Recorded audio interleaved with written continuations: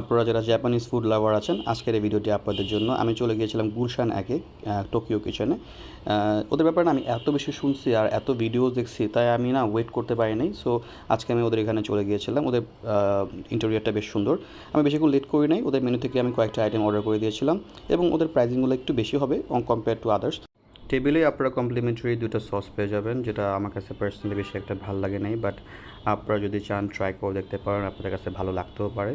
But অনেকক্ষণ wait করার পরে ওরা খাবারগুলো সার্ভ করেছিল। দেন প্রথমে ওরা যেটা সার্ভ করেছে সেটা ছিল আপনার ক্যালিফোর্নিয়া মাকি, যেটা দাম ছিল আপনার 680 টাকা এবং এটাতে আপনার 8 পিস পাবেন, যেটা টেস্ট ছিল মোটামুটি ভালোই, খারাপ বলবো না আমি, কজ আমার কাছে, আমি যদিও এটা বেশি একটা ফ্যান না, সো খারাপ লাগেনি আমার কাছে। সেকেন্ড আমি যেটা ট্রাই করেছিলাম আমাদের চিকেন গিয়োজা, যেটার দাম ছিল 360 টাকা।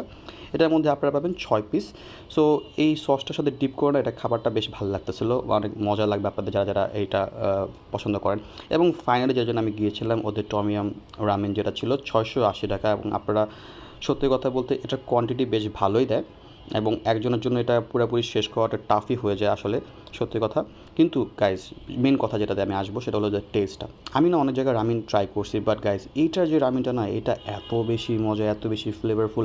আপনারা প্রতিটা ফ্লেভার না ফিল করতে পারবেন, টেস্ট করতে পারবেন। এবং ওদের ওদের ওদের কোয়ান্টিটি দেখেন দেখেন, এত বেশি কোয়ান্টিটি ওরা সার্ভ করে, যেটা মানে ভ্যালু ফর মানি আমি বলতেই পারবো।